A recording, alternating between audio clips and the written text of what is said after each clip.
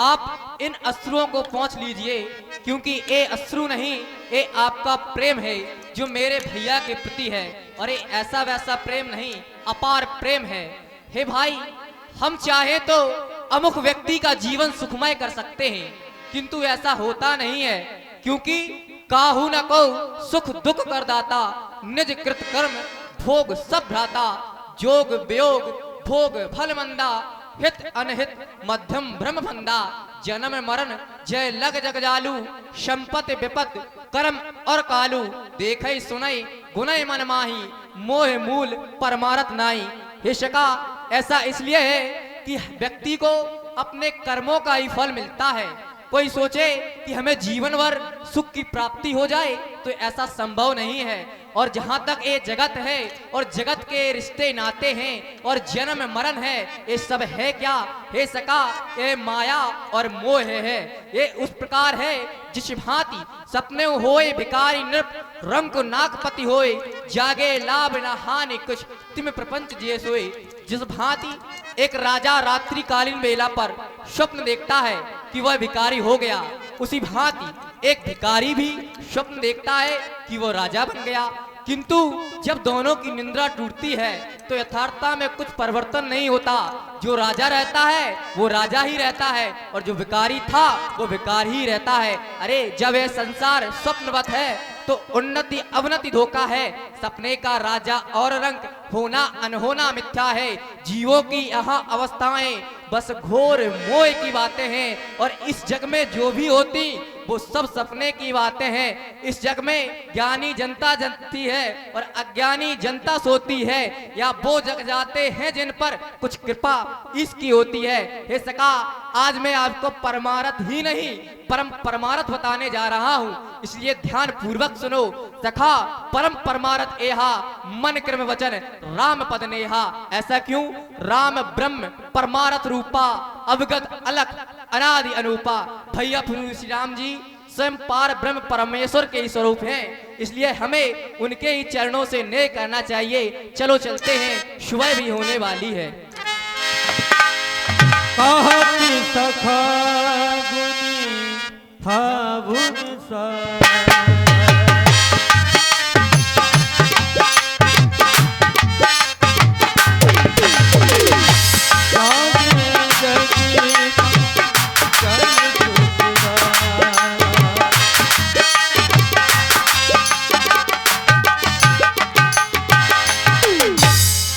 सादराज सकल सोच कर राम नहावा, सोच सुजान बटकी मगा। जाकर के कहीं से बटका दूध लाओ, जिससे मैं सर के इन केसों को अब जटाओं में परिणत करना चाहता हूँ। जाओ जो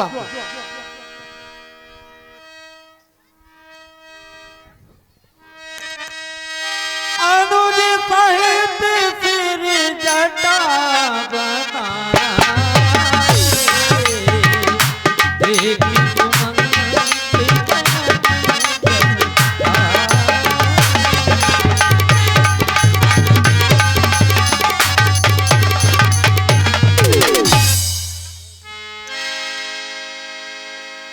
हृदय दाहु अति बदन मलिना, कर कर जोर बचन अति दीना।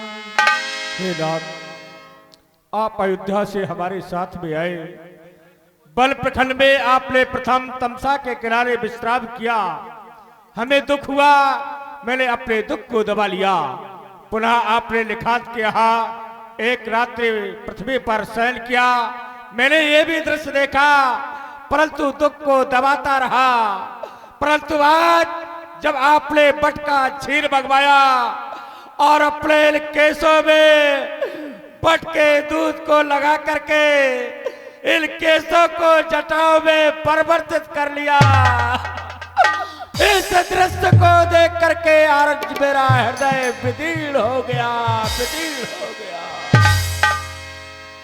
देखा जाता है नहीं बल का ये सिंगार, लौटिए अवध को सन्मुख रथ तैयार। हे नाथ, अब ये सिंगार इस सुमंत से नहीं देखा जा रहा।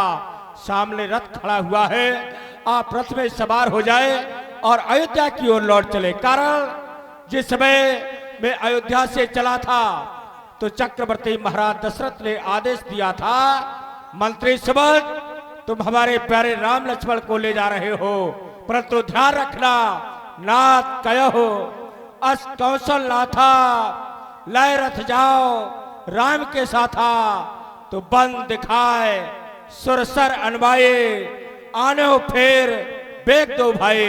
हमारे प्यारे राम लक्ष्मण को 2-4 दिन वन में घुमा करके शीघ्र ही वापस ले आना। अगर मेरा प्यारा राम किसी बात का संकोच करे तो कह देना संकोच का परित्याग कर दे।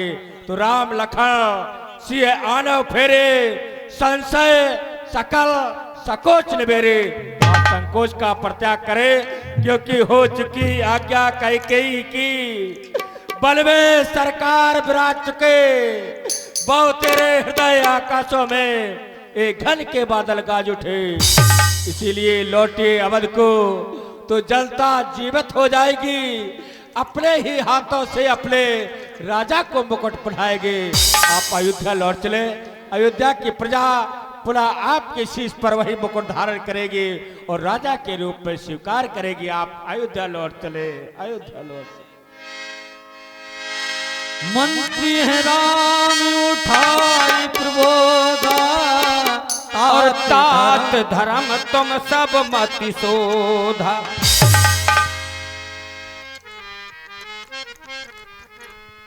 क्या आप जानते नहीं हैं, आप हमारे वंश की रीत से परिचित ही नहीं, आप सुपरिचित हैं।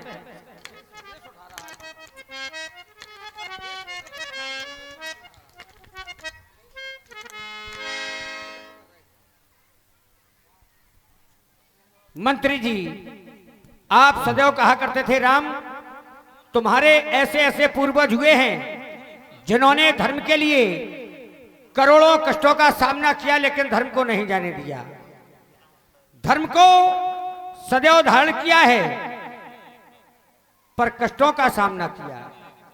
और आज आपने वन का प्रथम दृश्य देखा तो आपके नेत्रों में अश्रुधारा प्रवाहित होने लगी।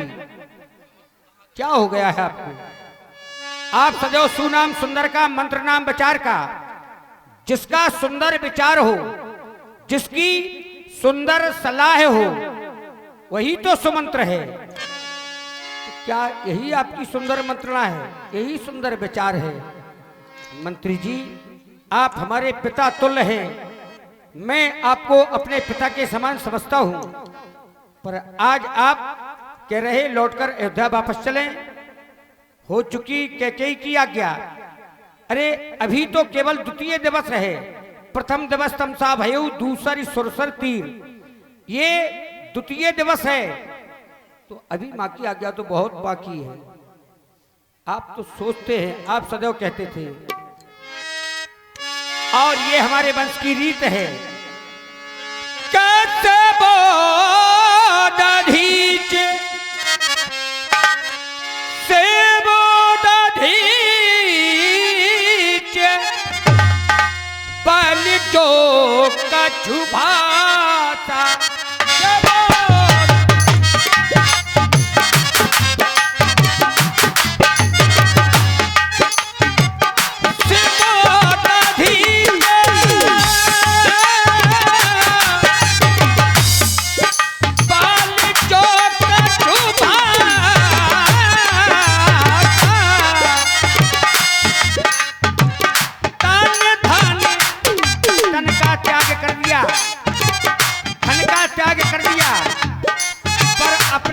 हुए बचनों को नहीं जाने दिया। धन धन ताजेऊ बचन प्रलय था, धन धन।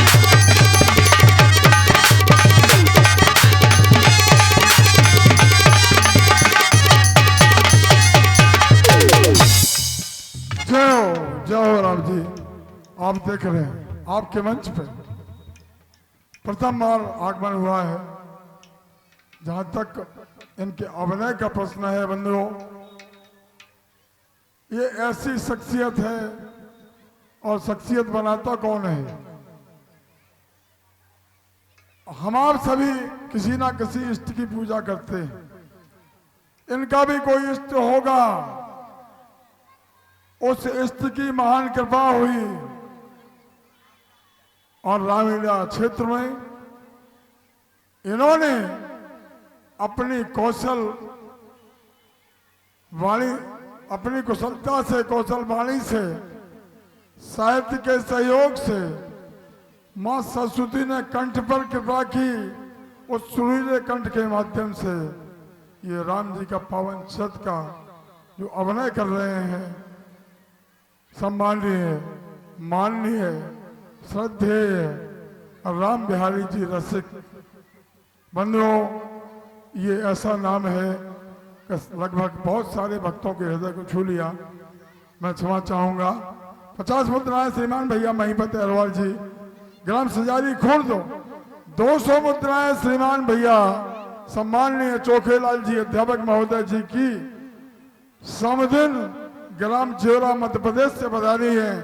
मैं उन रिश्तेदारों का हार्दिक अभिनंदन करता हूं। 20 मुद्राएं बलबीर सिंह जी राजपूत सजारी खुर्द, 10 मुद्राएं